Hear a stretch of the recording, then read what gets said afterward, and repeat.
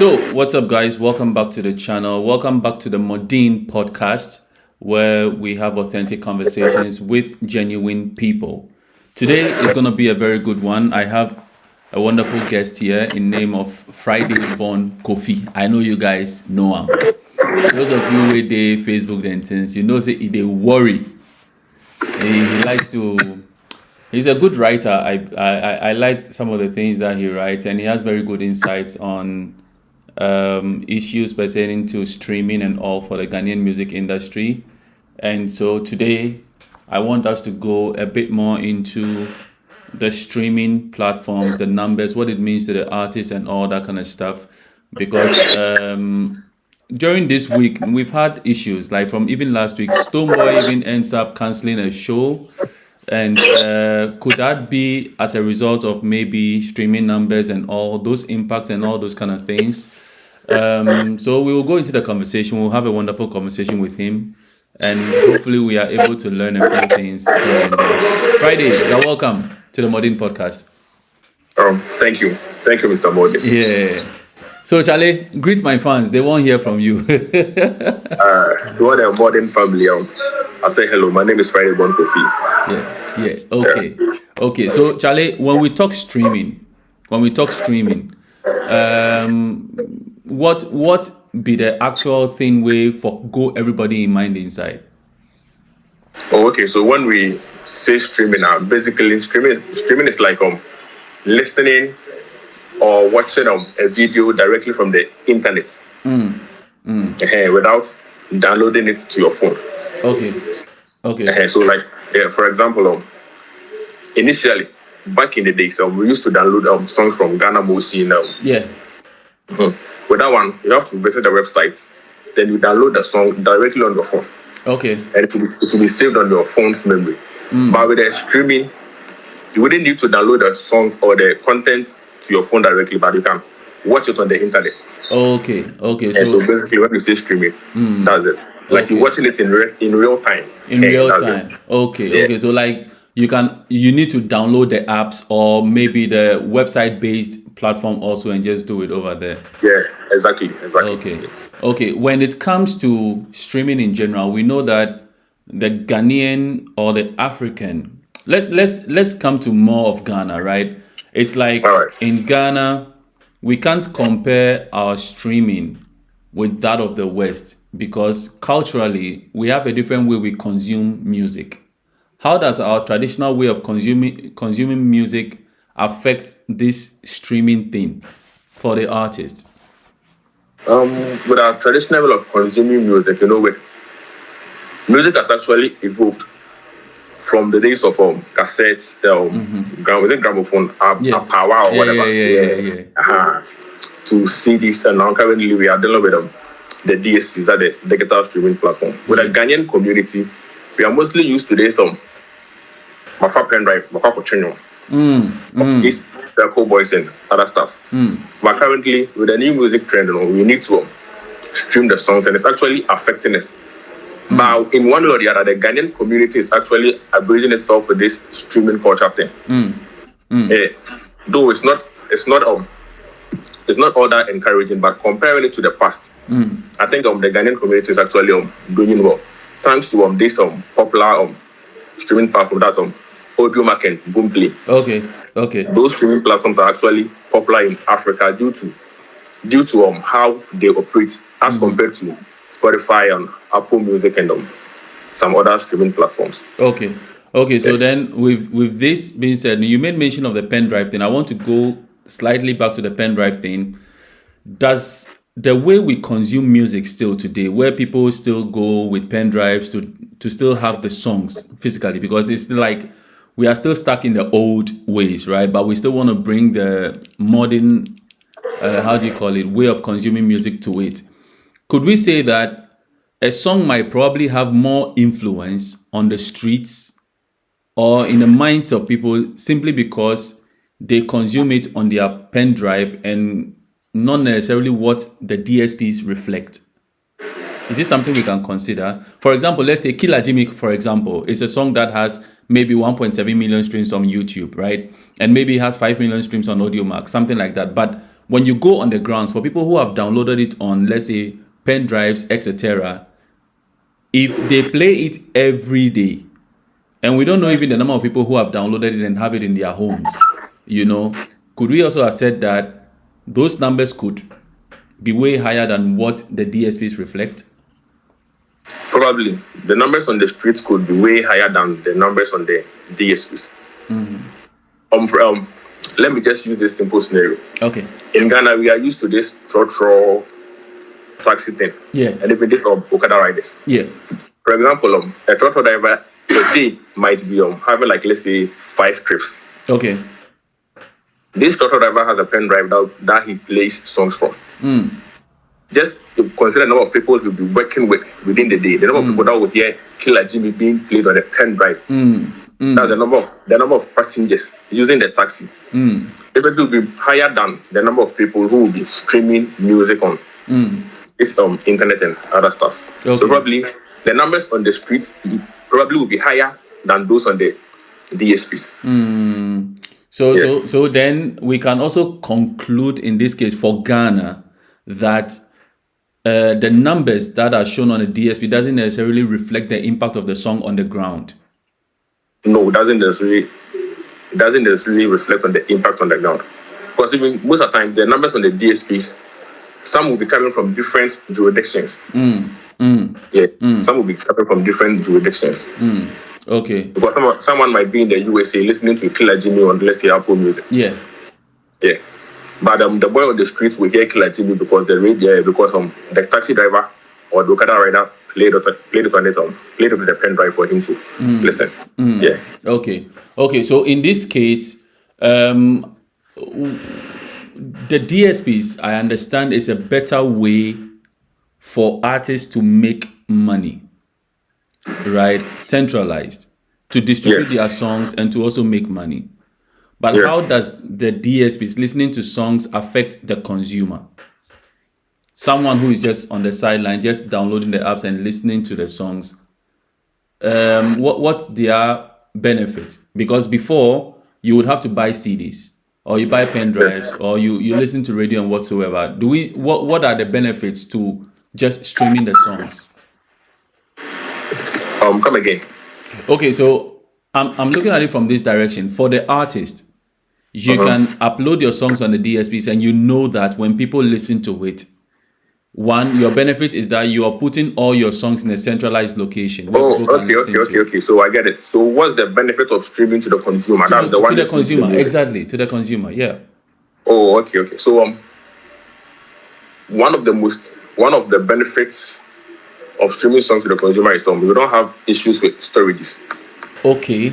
Because when you download, you have to download a song on your device. So for example, let's say my phone is let's say 1 gigabyte memory. Yeah.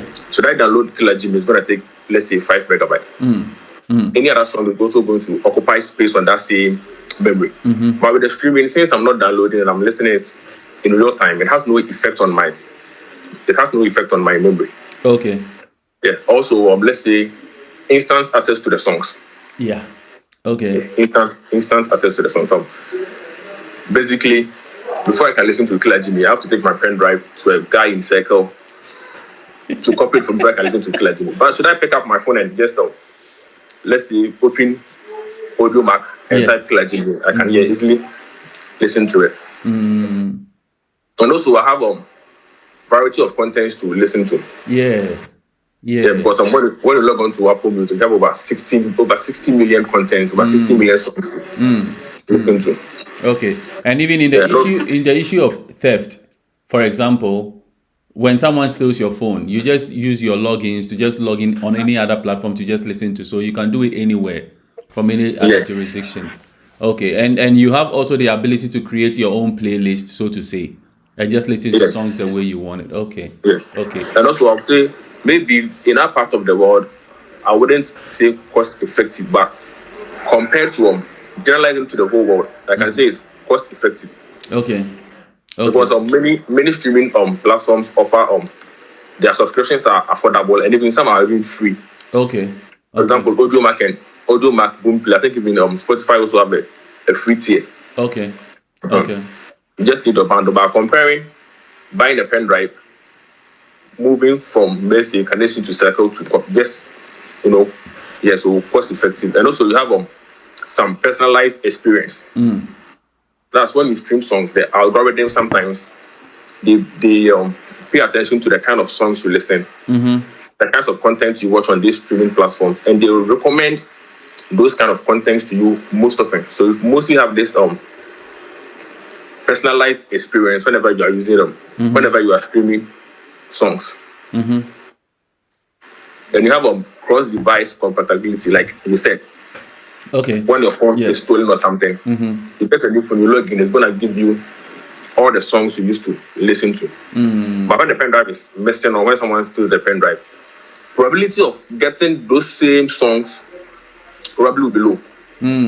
Yeah, because those people who normally do this pen drive thing, mostly they want these current songs. Yeah. So these are some of the benefits of streaming today. Oh, okay. So let's come back to the streaming platforms themselves. There are, for example, sometimes when I go onto Audiomack, right, and I see a song, sometimes you will see this letter E. There is some E assigned to it. Does it have any distinctive meaning? Or you see playlist, for example, or you see this monthly listeners and all those things. What does it actually mean to the consumer and to the artist? Okay, so with the letter E, I think the letter E. Oh, just a minute. No problem. I think your phone is. I think I'm sorry. I think with the letter E, it stands for explicit content. Okay. Yeah. Okay. Yeah. So it actually alerts the listener that this kind of song that you're going to listen to might contain some voice that's not normally familiar with your ear or something. Okay. Yeah. And again, we spoke of the playlist, the monthly listeners, those type of things. Okay, with the monthly listeners, probably those with the number of people that's listening to your music within the last 28 days. Okay. I don't know if you're getting me. Yeah, I get you. Yeah, so that's it. It shows the number of people that are listening to your song in general over the last 28 days. Okay. Yeah, over the last 28 days from different jurisdictions. Okay. So playlisting, for example, how does that contribute negatively or positively to an artist? Okay, so with the playlisting, positively, it actually even helps in boosting your monthly listeners. Okay. Because we have some music lovers or music fans who are loyal to playlists. Okay. They listen to playlists because they feel like, when I listen to this playlist, I'll get variety of songs that might actually suit my mood. Because you might get some playlists which is strictly dancehall, strictly love, strictly moody songs. And so with that, it helps the artist in that way. It also helps the artist to gain numbers. Okay. Since we have people who will be listening to the playlist, they'll be listening to your songs. For example, some playlists has huge followers and huge listeners. Okay. Yeah. With such playlists, when your song is being featured, you might probably enjoy some numbers, some mileage of numbers from those playlists. And we have types of playlists. We have the editorial playlist that's mostly being created by the DSPs themselves. Okay. That's the DSP. For example, Apple Music, they have their own kind of playlist or more Apple Music for Nana or creating. We also have the algorithm playlist. Okay. That's mostly like the personalized playlist. That playlist will be created for you based on the kind of songs that you listen. Okay. So for example, when you go to Spotify, you see Friday's playlist. Okay. That Friday, like for example, I'm using the name Friday Born Kofi on Spotify. So you see a playlist like Friday's playlist. That playlist mostly contains songs that I've been listening to over the time. And based on that algorithm, it has created or it has compiled that songs for me as a playlist. And also we have the user created playlist. That's you, the user, you can also create your playlist and select the kind of songs that Okay. you want. You were talking about the importance of playlist. I've already said it increases the streams, and it also gives exposure to the musician, that's to the artist. Okay. Because when a song is in a top playlist, you can actually get millions and millions of plays. Okay. For example, let me use some Shatawalis on God, for example. Yeah. Yeah, with Shatawalis on God, on Boomplay, it's actually gaining some crazy numbers on Boomplay. Yeah, the last time I checked, it was featured in over 50 different kind of playlists on Boomplay. Oh. Yeah, the last time I checked, it was featured in over 50 different kind of playlists. It also helped the artist to grow his or her fan base. Because when people listen to your songs on this playlist and they actually enjoy it, they're gonna find out, or they're gonna search, who's this musician? And we're gonna gain a fan from them. So it's important for these musicians to actually pitch their songs to playlist creators on these DSPs. Yeah, it's down to some people's businesses. Yeah, that's the part I was coming to, because when you look at the normal traditional sense we have, you have to poach DJs on radio stations to play your songs and all that, and that comes the payola thing, right? So now that everything is digital now, you'll be a then there's a way around it. On top of our creative playlist, so you approach them, you pitch your songs to them, they will actually do it for you. Oh wow. Yeah. And that is money. So this whole thing is more capital intensive then for the artist. Yeah, for the artist, it's capital intensive. Interesting. So let's look at it from this angle. When you look at the various platforms that we have, right? Audiomack, Spotify, and the likes. Do you think that every platform has its own specific advantage it gives to the artist? Specific advantage geographically, for example, let's say if I want to target certain audience, right? Let's say I want to target people in a certain jurisdiction. Will you suggest that a certain platform might be good for them to push their songs on, or it just doesn't matter? Okay, with the jurisdiction, I think each jurisdiction have this DSPs that they are familiar with. I don't know, when we started speaking, I said Audiomack and Apple Music are actually very popular in Africa. Yeah, because they support the free tier streaming, whereby you can stream songs without paying for subscription.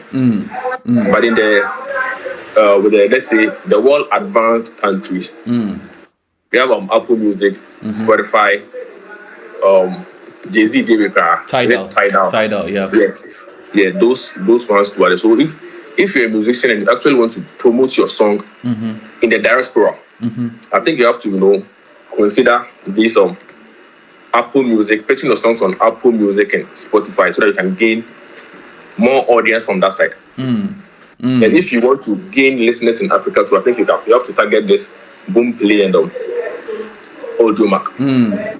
Yeah. Okay, interesting. So I want us to come to a very critical topic, which is a benefit and also a disadvantage at the same time, right? The numbers we see.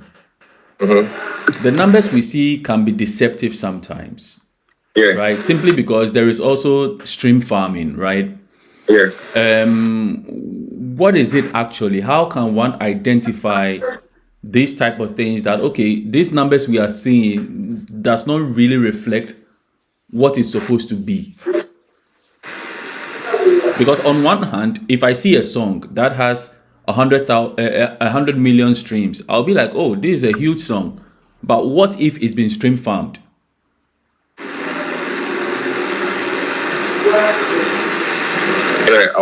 I get you. So let's say with the benefits of the DSPs, you can have a massive audience reach, because we have a lot of people using these DSPs. If I'm not exaggerating, I can say we have over 600 million users. Okay. Yeah, we have over 600 million users. When we talk about Spotify, So this one can actually give the musician a massive audience reach. And it can also help the musician to calculate or predict their revenues. Oh, okay. Even we that we just consume music, we have this third-party app that can help us tell you, for example, this musician is making, let's say $100 every 3 weeks from YouTube. So yeah, that's also one disadvantage. Scalability. We have the more users, the more ads and subscription, the more the musician also gain money. Okay. Yeah, so the more users, more ad revenue and subscription growth without increasing cost of significantly. Okay, we also have data-driven insights. Okay. For example, you pick a musician like Shatawale. When we are using these DSPs, they have the back end, or every system has the back end and the front end. Okay. Probably the back end is for the administrators or the owners of the accounts, and the front end is for the users. So when you get to a DSP, you go to the back end. Yeah. You will see, or you have insight on how your songs are performing, from which jurisdictions they are being listened to. Yeah, where people are listening to your songs from. All this. You also have lower distribution cost. That's on behalf of the artist. Lower distribution cost. That's, for example, with less than $10, you can distribute your song the whole year on these DSPs. With less than $10, you can distribute your song on these DSPs for the whole year. Okay. But yes, CD, any cassette. Okay, Just imagine the buy, cost. you for buy the whole cassette then. Yeah, the men are like, no, you don't matter the cassette. Oh, now. Oh, okay. So guys, Friday Born, I'm just stealing his time, right? He's at work and we are just gisting here, so every now and then he might go off a little bit and stuff like that. But I hope you are enjoying the conversation so far. Do not forget to subscribe to the channel. Also share so others can also buy into this. If you like the conversation so far, if it's giving you value, it's also good that you subscribe and then follow suit and share so others can. So Friday, let's continue the conversation if you're free. Yeah, we can hear you, Friday. Okay, so I was talking about cost effective on behalf of the. Just a minute, Mar. Okay. I was talking about cost effective on behalf of the artist. Yeah. So just imagining back in the days whereby we were using cassettes. You have to get cassettes, you have to get CDs, plus their cases and other stuff. But with this digital platform, you just need $10 and you can upload your song for the whole year. That's true. And even when you talk of the covers, you talk of album cover, for example, you design it first, then you print it. Yeah. To put in all those things, but now you do one design and you upload it and then it's gone. So the cost is now a bit downsized for the artist. I think where the artist has to bear a lot of cost now is paying of these aggregators you're talking about. Those people who would put you on the different playlist and try to maybe put your songs to the right people, to the right places and all those kind of stuff, right? My issue now is the issue of farming, right? This whole thing where people pay, it is a good thing to actually promote your song and pay. But what is the difference? The real difference here in just me paying money on YouTube or paying money on any of the DSPs for my song to be on top, so that anytime someone types, let's say Afro beats or type reggae dance, or my song is at the top, right? What is the difference between that one and this stream farming thing? So we're talking about the difference between organic streams and stream farming. Yes, you see, the organic stream, you just upload your stuff and people just randomly go and listen to you, your own fan base or whoever, right? I get that part. But you also know that when you are on all those other platforms, they also have internal mechanisms to promote your songs. Yeah. So you can go and say, I want to promote my song, and then you put in whatever jurisdiction you want to actively market your songs in, and then they will do.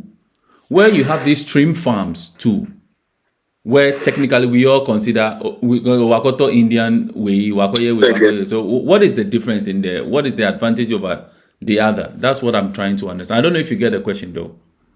That's actually promoting your songs on these DSPs to get real numbers. Real numbers, yes, versus the also other. Just going in, and also just going into,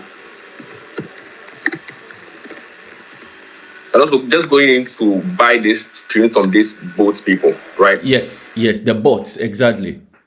To create, Okay, so, to kind of like create the impression that, oh, your song is doing well, but is it actually doing well? That's the thing. okay, so just like let me first talk about the local way of doing things. Okay. Okay, so for example, let's say I'm a musician. Traditionally, I've released a song. The song must get to the people by hook or crook. The song must get to the people because they're the consumers. I can choose to, design billboards, flyers, and mount them on the streets, whereby people walking about will just see this billboard and get them attracted, and they might even want to listen or search for the song. Okay, the other way is I can also choose to get a radio presenter, give him some money, so that he will constantly play the song. Play the songs. Yes. So now let me so let's say transfer this scenario to the digital platforms. So after releasing this song, I can actually pay this DSPs to advertise my song for me. That's sponsored ads. Whereby when you open your DSP, whatever DSP, on the homepage, you might see my music or the artwork of my music or something, Yes. and which might attract you to listen to it. I might also choose to pay this aggregators so that they can actually create my songs in this playlisting so that people will listen to it. And I can also choose to go in for bots to do the streaming for me, whereby I'll get the numbers and I will appear in some charts. Because we have people who also listen to music from charts based on the charts. They'll be like, since this music is trending, it might be a good music, so let me also feed on it. Okay. So when we talk about the organic stream, the characteristics, it has real user engagements. The stream is coming from people genuinely. And it's generated naturally. That's through recommendations, playlists, or even how you promote your songs on the streets. We also have a higher retention good. It will help your fans or help you grow your fan base or something. And genuinely, when you have real users engaging on your content, it will give you the algorithm boost. Genuinely. Let me use Satalis on God, for example. Recently, after his visit in Jamaica, he had real users enjoying the songs. Yeah. And genuinely, the algorithms actually boosted the song. It boosted the song to gain numbers. Yeah. So that's it. So let me just give an example. A user will search for a song. For example, I'll search for Satawale Kilajime. That stream it's an organic stream because I went and I searched for the song and I played it. The song will also be featured on a playlist. Someone will listen to it. Yeah. That's also giving me an organic stream. Okay. A fan may also share the song on Facebook, Twitter, whatever, and someone might also listen to it. That's giving me an organic stream. Now let's talk about the inorganic streams. That's their manipulated streams, and they are often artificial, and it's inflated through various means and various methods. Okay. And even with this with these inorganic streams, some may be organic. Okay. It's a bit dicey, right? But I will listen it later. Okay. We have types of inorganic streams. We have boot streams. That's whereby we have fake account or fake scripts. Okay. to play the songs for you. And you have stream farming, whereby with the stream farming, that's a group of people will meet and they'll put the song on loops to boost the songs. To just just to play the. So a thousand phones or something like that, just looping the songs in. You see, these streams are not bots. They are not bots. They are coming in organically because people are using phones to stream them.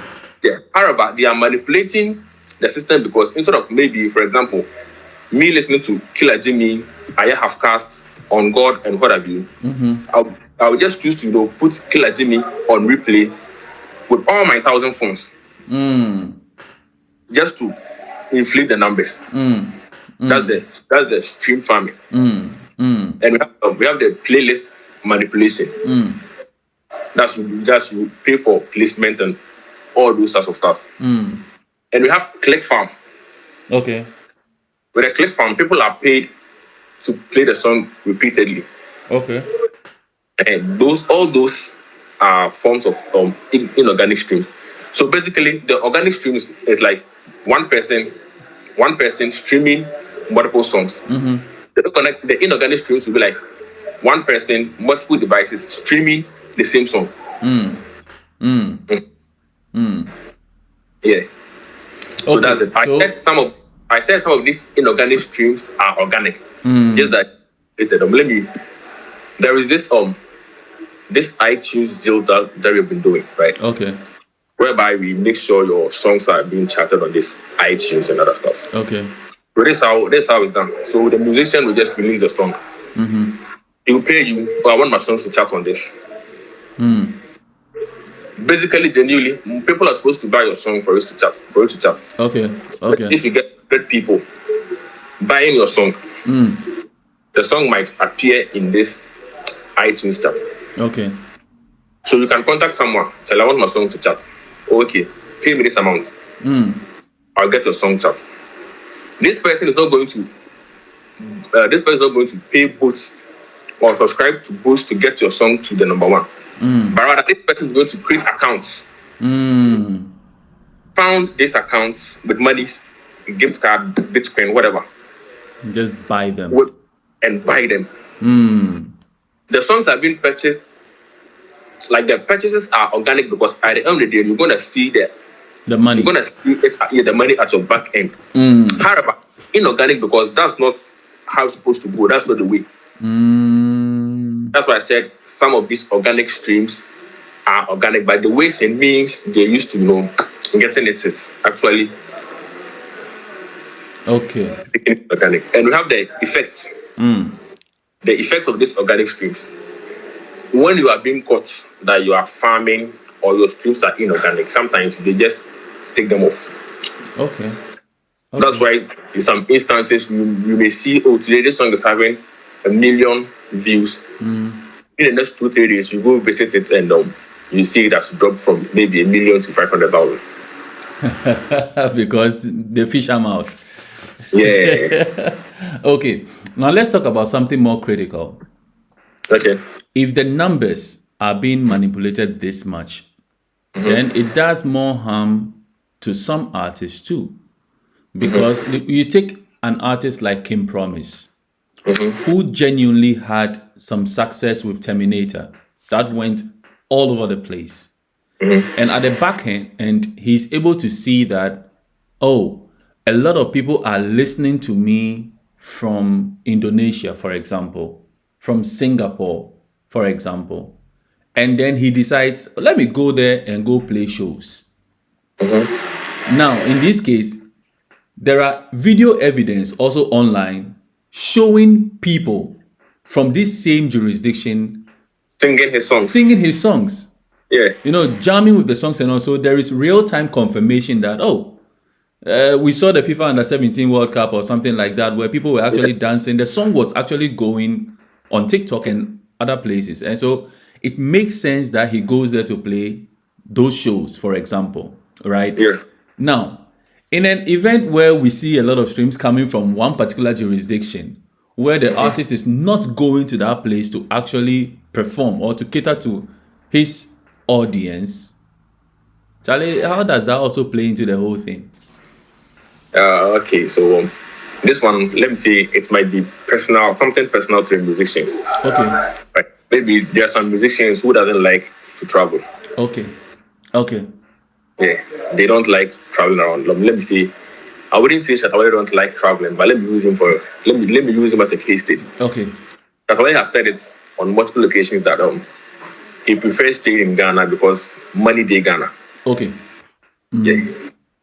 Money day Ghana. But when we check from these DSPs, you can actually tell Shatawale is actually gaining some numbers from these jurisdictions. And there are some musicians too, genuinely, they know what they have done to gain the numbers from these jurisdictions. So, okay. Yes. And we have some things like you said, Kim Promise. Yeah. Whereby we all saw his works. He went there and we all saw the audience and so things. We can't just conclude that since artist A is gaining more numbers from this particular region and he's not going there, it means he's farming or something. So he's farming or something. Okay. Maybe a personal decision. Preference not to go there. Yeah, not to go there. But I always say this, so your numbers on the DSPs reflects on your shows. Also, the numbers on your shows reflect on your DSPs. Your performances are meaningless. Okay. What do you mean exactly? Break it down for us. Okay, so what I mean is, we have Stone Boy. We see him traveling around the whole year, January to December. Today he's here, tomorrow he's there playing some summer fest, playing some jam, doing up and running touring all over the place. Yeah. Right.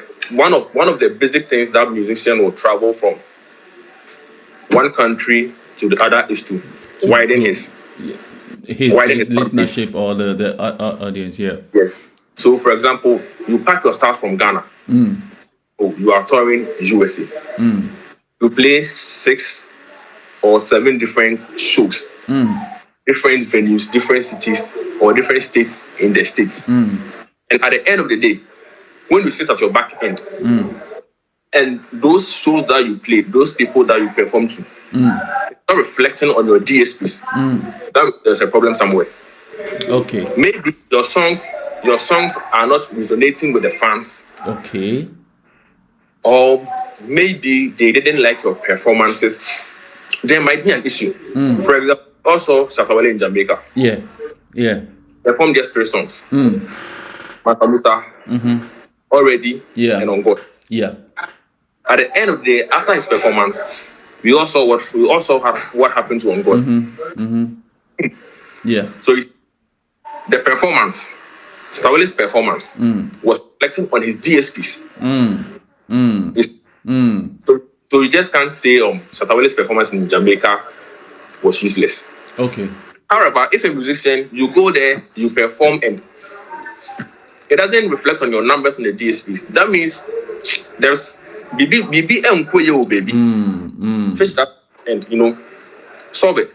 And even that reflection on the DSPs will even also create demand for you, for promoters to know that people actually like what you're doing and they would want to come to your show, and that will lead to bookings and all that kind of stuff. Because it's a good thing, because anyway, if I'm an artist and I want to put my songs on these DSPs and all that kind of stuff, one thing I'll be looking forward to is to see who is actually listening to me in certain places, to be able to map out a strategy to tour. So you tour based on where you think your numbers are coming from. You understand? So I think it's a good thing that artists actually look from these angles to inform them. So why then will an artist be motivated to buy when they know that actually the numbers will go in their favor if it is done right? One of such examples I will always give is Mr. Easy.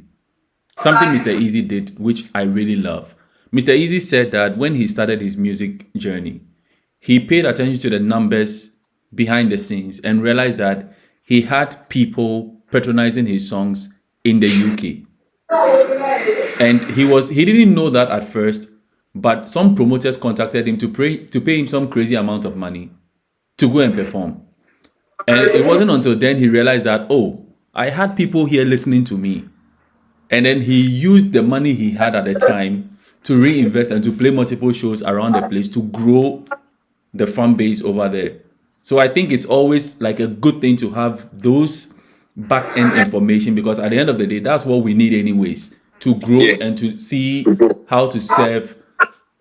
If I think, for example, the back end office will give me a proper understanding that maybe people in, let's say, Germany likes listening to Shatta Wale's Afrobeat type songs. So you know that when you are going to this jurisdiction, you should perform this type of songs or push this type of songs to them, etc. Wow. Charlie, But yeah. I think, you see, this whole DSP thing is kind of broad.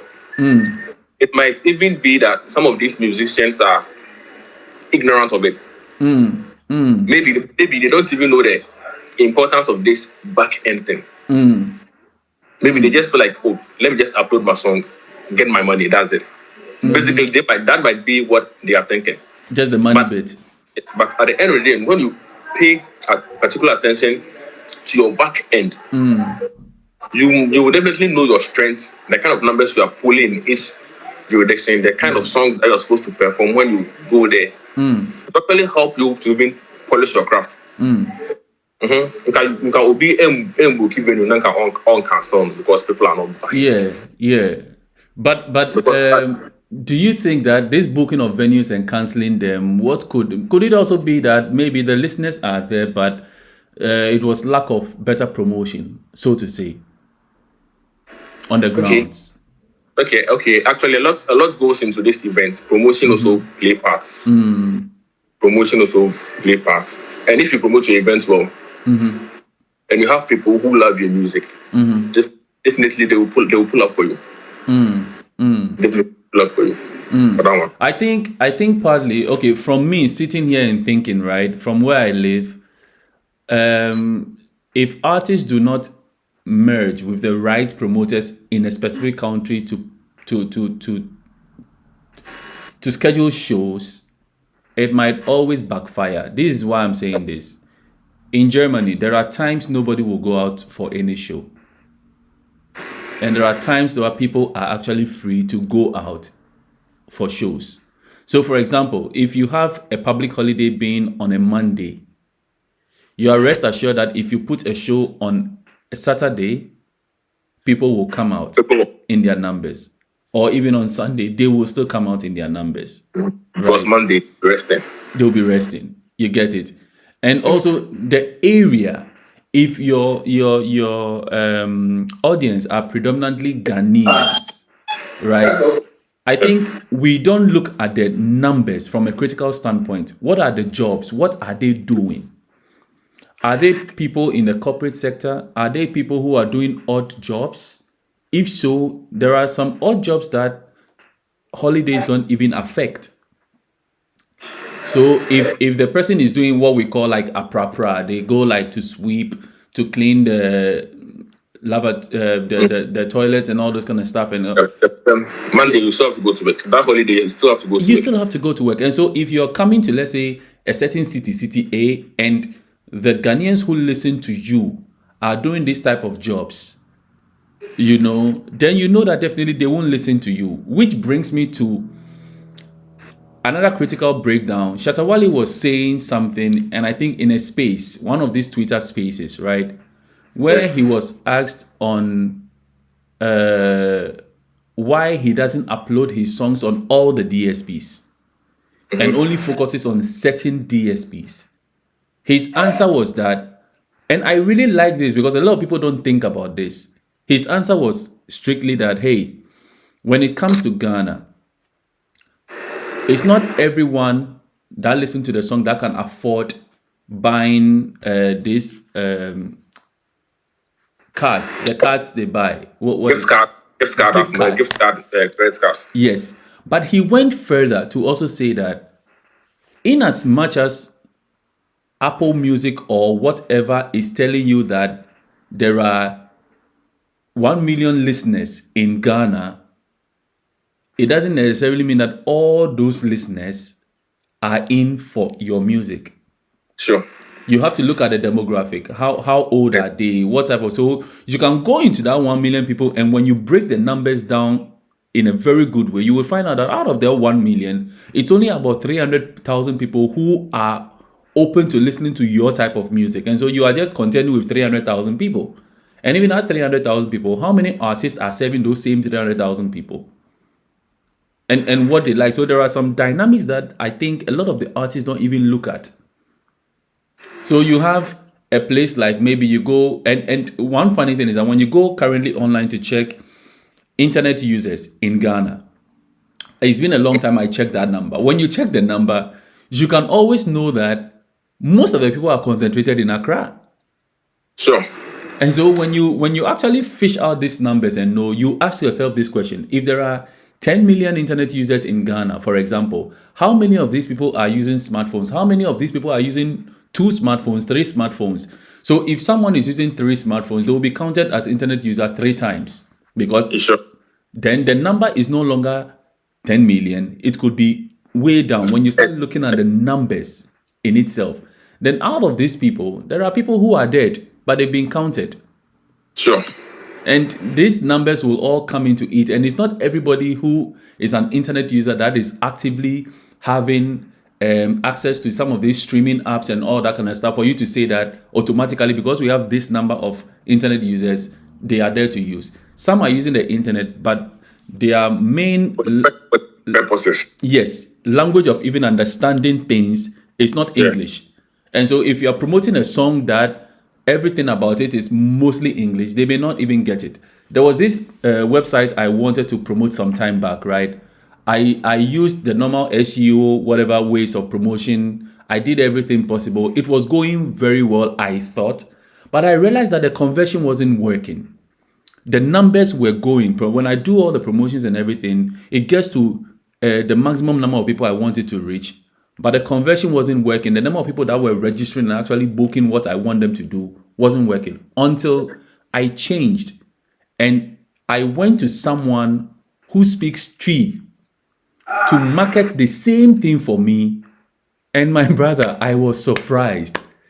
The numbers started shooting up. So is it that our people just don't take time to look into some of these things, and we just sit around and blame? So that thing Shatawale said brought my mind back to this type of things where people actually think they have to upload the songs on all the DSPs and not necessarily focus on where their strengths might be. Yeah, sure. That one too might be a problem. Like I said, this whole digital streaming platform thing is something broad, right? But then I think I would advise our musicians to get people who are experts, who can actually read from their back end and understand whatever information that they can help them break it down.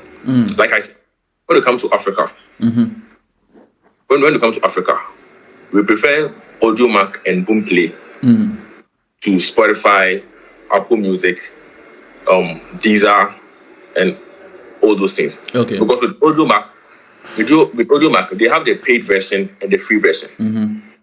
Boomplay also have a subscription base and a free version. Okay. Ask yourself, how many Ghanaians have Visa cards that they can actually pay for Apple Music? How many Ghanaians will be having this money to buy gift cards, to pay for Apple Music subscription? Less. However, when you put your song on these DSPs, it goes globally. Yeah. Irrespective of where you are. So if you want to grow your numbers, you have to know the jurisdiction that you want to grow your numbers from. Then target a specific platform that you want to upload your song on. There are a lot of platforms which might be popular in particular jurisdictions, but might not be popular in our world. When you go to China, I think they have special DSPs or other platform that they listening or they stream music from. And when we Africa too, we have ours. So if you are releasing a song, for example, you release a song and this song is typical Ga, 100% Ga song, like both way. Like both way, yeah.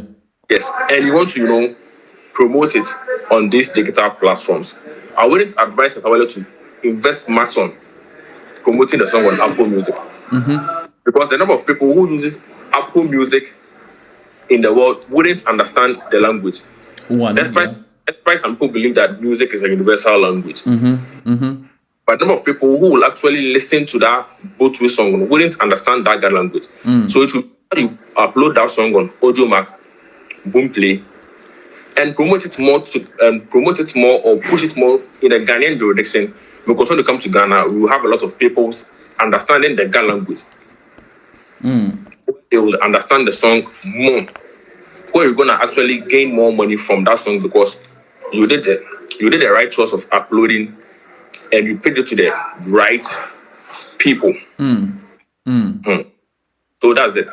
It goes beyond that. Talking about all this DSP related stuff, it may make some people think that we don't need the legacy media, the traditional media. Are they still of credible importance in today's digital age? Actually, they play a little role. We can't write them off. Because there are some people who still listen to radio. Like, for example, my grandma wouldn't have time to pick up her phone and say, I'm going to AudioMac to listen to a song. Only way of listening to music is say, everybody knows YouTube. Or maybe the song will be played on radio station so that he or she will listen to it. But comparing the traditional media to the DSPs, or the traditional media to the digital media when it comes to music promotion and pushing of music, the advantages on the digital media outweighs that of the traditional media. Because the digital media, it's something global. Yes. But it's restricted to the locality. To the locality. Yeah. So though we can't write them off, they play a little role, but not as much as compared to back in the days. Whereby one fan come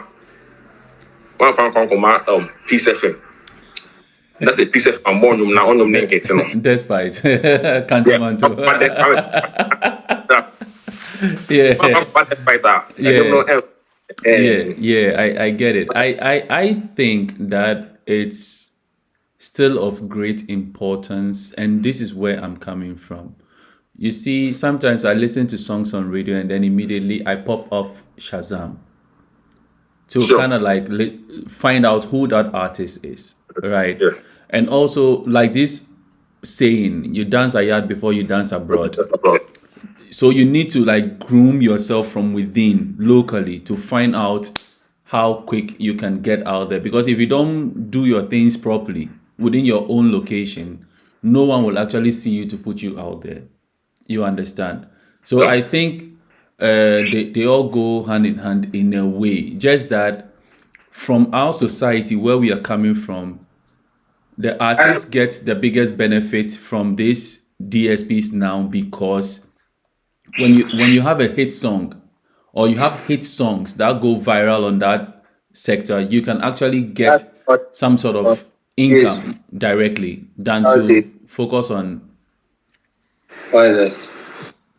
than to focus on guys. Like I showed you, Friday Kofi is at work, so he's getting a lot of disturbances here and there, so that is fine. So like I'm saying, some of these artists, when they promote their songs on the DSPs, etc., they are able to get money immediately, other than our traditional radio where they would be paying, and even Gamro will not even give them anything. You understand? So it's more on that side. Do you think the DSPs now, being that they serve on a global platform, has influenced how artists cater to songs nowadays by way of the genre? Does it influence where everyone else is tilting? The DSPs. Yeah. influence where musicians are tilting. Yes, let's look at it this way. Today, Afrobeat is just everywhere. Yeah. Because it is global and everybody is listening to everybody's song, do you think that it changes the way musicians actually, let's say a typical artist whose genre is, let's say genre A, will say that, oh, now it looks like genre B is moving, so let me change it and start moving towards genre B. Do you think it has some sort of way it influences these kind of things? Sure. It's actually influences. It plays some particular role. Okay. Because of digital streaming platforms, because of this playlist culture, algorithm driven recommendations and listening behavior really plays a role. For example, you said Afrobeat. Yeah. At a point, Afrobeat was actually ruling the world, and it's still ruling the world. And we had great musicians like Chris Brown joining the Afrobeat train. Even we had a whole Beyonce coming, just to tap into this Afrobeat market. Okay. When you go to these DSPs and you see that, oh, Charlie, we have hip hop, we have hip hop, we have reggae dancehall, but these reggae dancehall playlists are not moving. Hip hop playlists are not moving as compared to Afrobeat. If you, and they say music is dynamic, and more than you would be tempted. Why don't I just do one Afrobeat song to also enjoy this Afrobeat playlist so that I can actually, get something more from. And this algorithm influence. And the algorithm keeps on pushing Afrobeat, and it's leaving the dancehall culture behind. It's leaving pop music behind. Definitely, you a musician, you might be tempted to drop an Afrobeat project to at least enjoy something more from the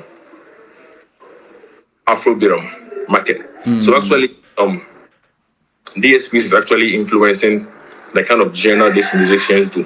Okay. Do you also? We even had Shatawale dropping the full Afrobeat Afrobeat album, yeah. Just to, I get it. Do you think that let's talk ownership? Now, most of these DSPs that are there don't belong to Africans. Sure. They are usually from elsewhere, and then we are buying into it. Do you think that it's laudable to have local ones being spearheaded by governments to specifically try to grow the local economy? Sure. Like what Baumia was attempting to do. Yeah. We've had some local one like Aftown, for example. I don't even know if they still exist or still working or something. They still exist. They still work. Actually, I have it. That's why I listen to most of Shatawale's songs. Oh wow. Yeah. Okay. What then their structure has improved then. What is it like right now? But I don't see them. Yeah, they are not advertising. It's actually now, I think it's now free. It's now free. You don't pay any subscription. I guess when they came earlier, you paid 1 CD or something. Yeah, so that the artist will get something. Yeah, but I think now all those things. Yeah. So back to your question, I think it's very, very important. We will need at least a local DSP platform whereby musicians will upload their music and listen to it. Because this DSP, Spotify, Apple Music, YouTube, whatever, it's owned by these foreign people. It's owned by these foreign people, and they pay the musicians. Unless most musicians are not even enjoying the kind of money that they are. Something the DSPs are actually cheating them because of how they do their payments and other stuff. Say, for example, we have a local one in Ghana. Shatawale said this. Shatawale created an example that if we have a local streaming platform in Ghana, that you are supposed to charge 1 cedi a day for you to listen to his music. At the end of the day, he knows that, okay, I had 1 million people listening to my song today. 1 million Ghana cedi. Each of them paid 1 Ghana cedi. I'm earning something. Directly from that, and it's actually ending in my pocket. How this foreign DSP space, it's actually sometimes difficult to calculate their They know how to do their calculations and how they do their. They just have a fair idea, or maybe this goes into that. Maybe they pay subscription-based listenership has a higher amount as compared to free-based listener. But as to the amount of money you get per stream, it is believed that YouTube, Apple Music, or they pay like, let's say, 0.003 to 0.005 per stream. It is believed. Okay. But if we have a local one, it will even help the economic and the industry to grow. With YouTube, the for revenue example, kept in it. since I'm on YouTube, I can say something because it changes based on for musicians, but let's talk about like the other content creators, because that's what I know, right? Where it depends on what content you are putting out there on YouTube, which jurisdiction your videos are being watched, and all these things will come back to what you call your CPM, where they will say maybe per every 1,000 views you get $5, and so they will aggregate it like that for you in a way. It's not per stream, but they do it per 1,000. Per 1,000. Everything, and it's changed. So, for example, if there are times my videos are viewed, let's say, about 30% more in America, and this thing, when I show people, sometimes they get surprised. I can have a video that has just 1,000 views, and simply because the viewership, majority of them were coming from America. Yes, yeah, I'll earn more. And I may have a video that has 10,000 views, and because they were all coming from Ghana, I earn way less. So like the purchasing power and all those kind of stuff, where it is, because the money they are getting is from the advertisers, right? And they will pay a higher amount based on the purchasing power of these jurisdictions, for example. And in Ghana, when you are running adverts from the Western world, no one is buying anything. And so the amount of money they give to Ghanaian streaming community is really, really, really low. You understand? So just continue. I just wanted to chip in that one there. Okay. I was talking about the economic impact. Yes. Since it's a local based or local owned streaming platform, all the revenues are kept in the country. Yes. It's going to benefit both the local labels, the producers, and the musicians. And it can actually create jobs for the country too. True. The tech people, the developers, and the other stuff. Is it that people are not seeing it, or they just don't see its importance? Why there is no strong agenda to make that happen? It's not that people are not seeing it. I'm actually during my final year in Valley View, I had a friend whose final year project was this on music platform thing. But I don't know how far he has. I don't know how far with it. Whether he put it to use or he just did it for his certificate. Okay. And as we've seen, Afton also tried something. I think it boils down to education and promotion. Okay. Even recently, Baumia added one, and we are not even seeing the head in it a little bit. Yeah, I'm looking at it from a strong support base where we institute some sort of legislation for it from the top. You know, where we kind of like align it with the telcos. For example, let's say you have an app that is for Ghana, and then when you use Vodafone, you use MTN, whatever network you use, they mandate you to have it on your phone and stream freely, quote unquote, but they kind of like the bundle that they will be deducting. Exactly. They will kind of like add the money on it low key to be taken out so that it goes to the proper channels. I think something like that might make a lot of sense. Sure. Where people will, because we like the free things. A lot of people will say, Charlie, it be free, make we go listen. Right? So the fact that you have all the songs in one place where they can listen to. But then the issue also comes to another point where, are the artists themselves ready for something like that? Because it looks like most people still chase the numbers on already established platforms and are not willing to like create their own and own it. It's more like a disconnect. Because they feel these platforms have their numbers already. That's the thing. But we can create our own and have something. So it's Yeah. Charlie. It I don't hard know. though. I think at the point Shatabale was trying something like that because I think during his Rain album or one of his albums he had this Website. website Yeah. where he sold merchandise. Yeah. I think the Rain shop or something. Oh When you yeah, visit the that range website, shop. Yeah, I know that. Yeah, I listened to. I yeah, used to listen to. There was one jam over there that I liked a lot, where he never actually uploaded it officially on his YouTube page. is it That favorite dish? favorite. Thank you.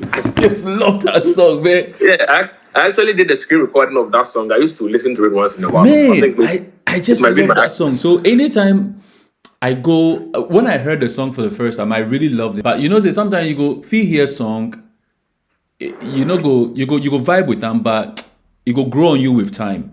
Yeah, with But what time. made the thing grow on me even more was Julio. Julio was jamming to it sometime.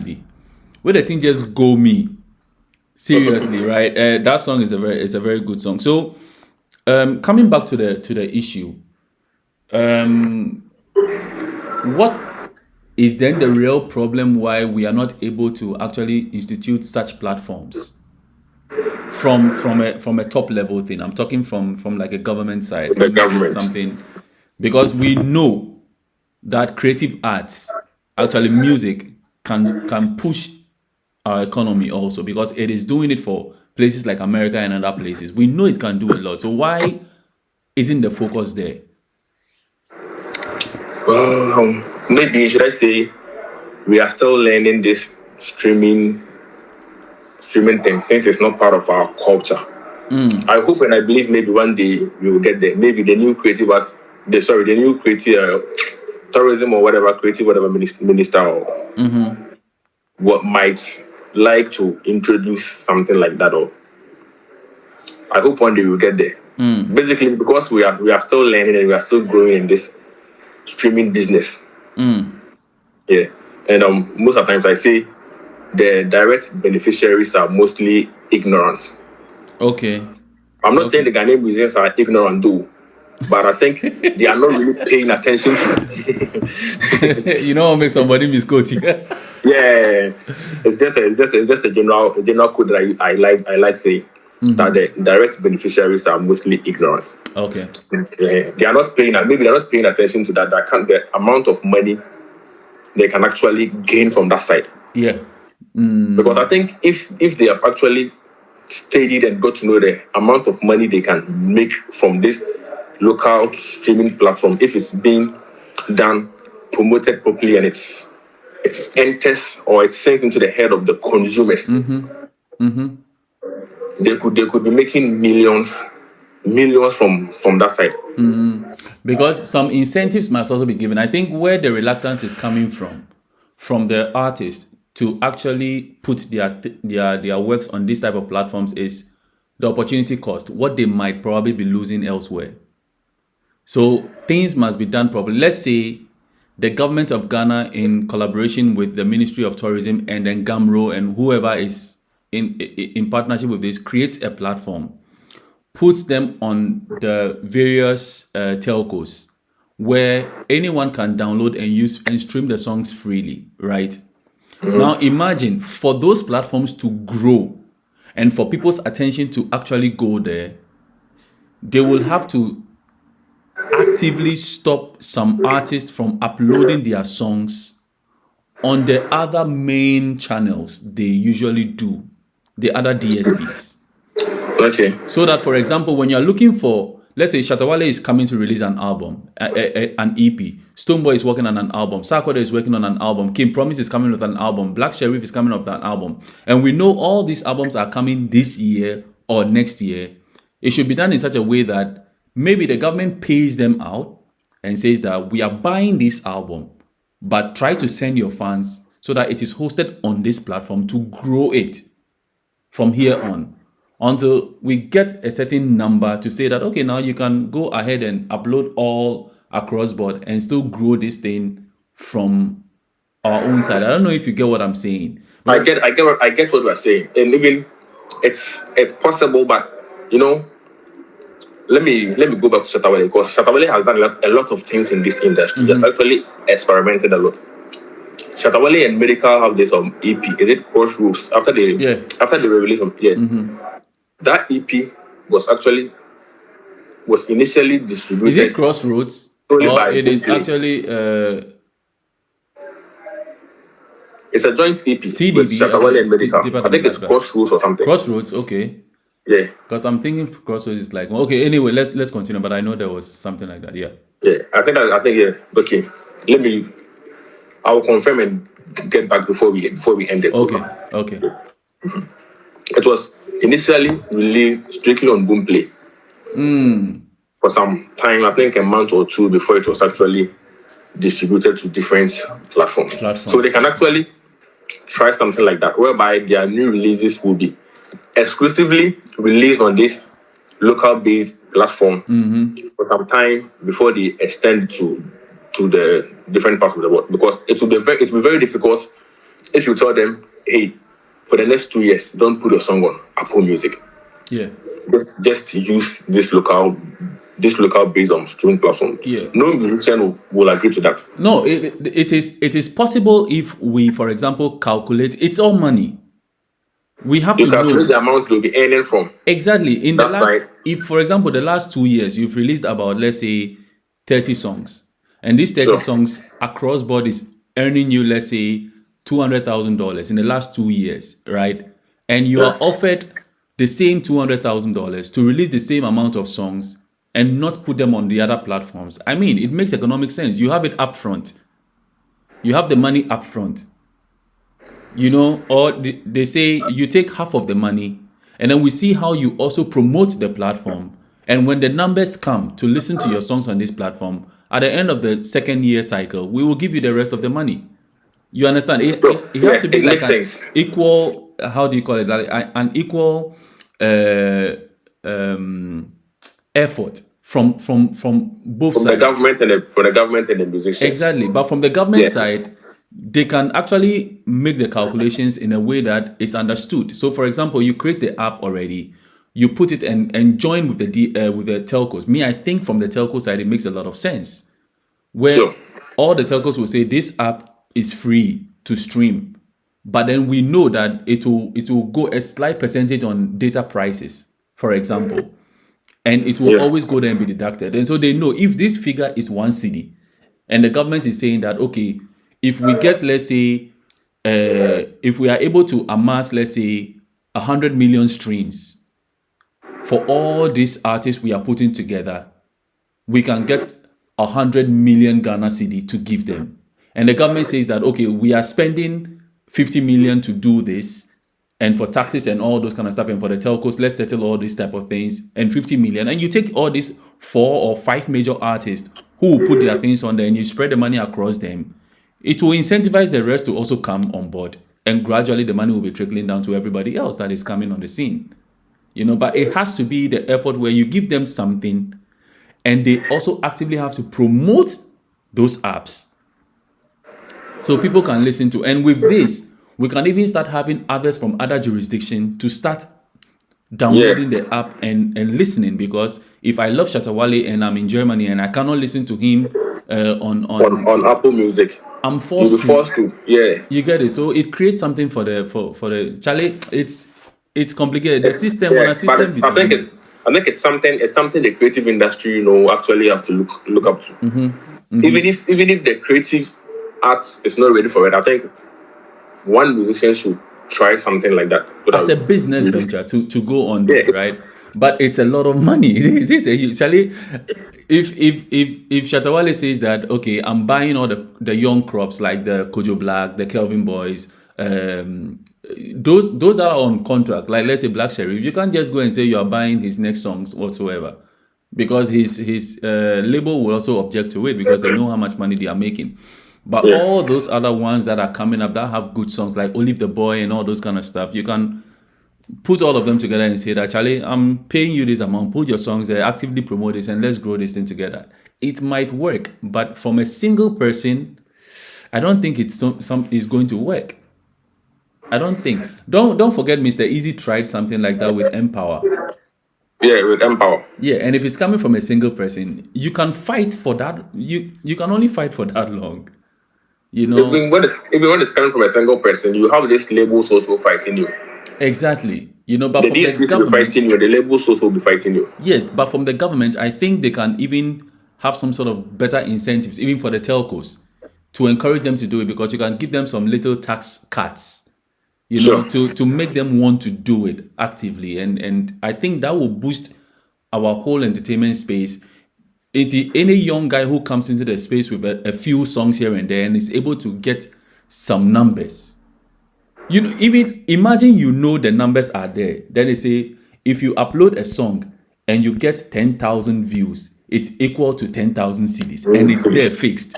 Yes, it's Charlie, fixed. do you know how crazy people will be to promote their song? Go listen to my song every day. Go listen to because he knows that at the end of the day, like this, our guy who came in, Akukwa Mehomete. Oh, Hey, right now, no, we forget the guy name. Akukwa Mehomete. I hardly follow his music though. Yeah, but Oh, you see that guy. They will know. yeah. Everybody will know in the comment section. So you see that guy, for example. If his song that he made him, let's say, 1 million Ghana CD because he got 1 million streams, it gives him some relaxed status to be producing more and be doing more without necessarily rushing to always create the next big hit.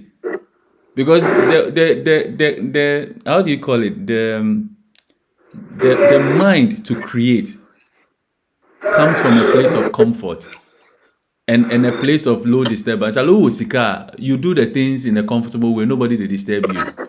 Sure. You know, and you are not greedy with your take. So Friday, let's conclude this whole thing. I've taken a lot of your time. In general, I mean, this space we can talk a lot more. His name is Newman. Newman, okay, Safo Newman, Safo Newman. Yes, Newman. Yeah. So, what do you think? What's the way forward when it comes to this streaming? In your own words, how should fans who listen to the songs help their artists, and how can artists also better their game through these DSPs and access, so that we can close the session? Okay, so in summary, as it stands now, one of the ways that musicians actually make money from these streaming platforms, and that one is actually, let me say, forever. The musicians will be gaining something small from that side forever and ever, so that kingdom comes. Okay. Because day in day out, people are listening to their music. Unlike endorsement deals that will come to an end. A time will be coming, they can't be performing any longer. But this DSP is going to feed them and feed their next generation till the kingdom come. So I would advise these musicians to actually pay peculiar attention to their DSP platforms. How they distribute their songs also plays an important role. Yeah. And to the fans, it's also one of the major ways you can actually help your musician by putting food on their table. So that's something small I'll say to the musician. They should pay attention to their streaming platform, because it's the new way. So we wake up tomorrow and we get to know that we are moving back to the traditional way. And I'm reading some articles that actually, a time may come we might go back to this traditional way of distributing music. Okay. Yeah, because some musicians feel these DSPs are actually cheating them. They are not giving them what they are supposed to get. I think after this, I'll try sending you the articles. They have been reading, whereby some Gen Zs are actually learning how to listen to music the traditional way, whereby they get their CDs and their CD players and their. But so we go back to that. The streaming platform is what we have. That's the new way of distributing music, and our musicians should actually pay attention to it, because that's the only asset they have. Like their music, that's the only asset they have. So that kingdom comes. Yeah, sure. It's like kingdom come. Yeah, so that kingdom comes. And nobody do want to start anybody. Because a time will be coming, Shatawale wouldn't get that energy to be performing on stages like now. And no one will be paying you because you're not performing. Yeah.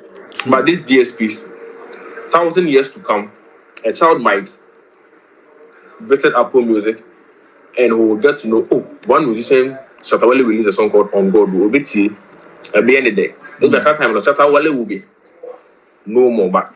The baby will benefit from that. That's what majesties go the Yeah, benefit from majesties will enjoy. Yeah, so they should pay attention to it. Okay, Charlie, thank you very much for your time, guys. It's been a wonderful session right here with Friday Bon Kofi.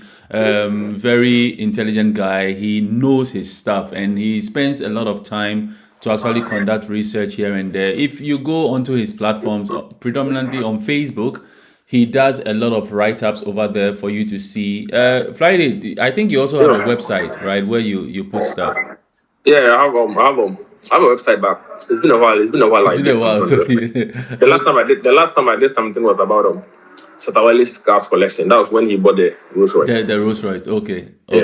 So if you want to learn some things about this digital space and a few other insights in the entertainment scene, he's very opinionated. He puts a lot of things out there. So Friday Bon Kofi is the name. Try to follow him. He's also on TikTok. I'll put his handles in the comment section below and also in the description so that you can go follow him. My name is Mordin, and here is the Mordin podcast, having authentic conversations with genuine people. And today's guest is Friday Bon Kofi. Thank you very much, Charlie, for joining us. I'm really grateful. And Charlie, I hope you guys loved this session right here. If you do, share, like the video, and also, Charlie, boost us so say we go bring you more and more. Let me know what you think in the comment section below. As always, my name will forever remain Mordin, and like you always know on this channel, it's always about positivity. If anybody comes to you with a negative vibe, turn around with a smile and say, peace out.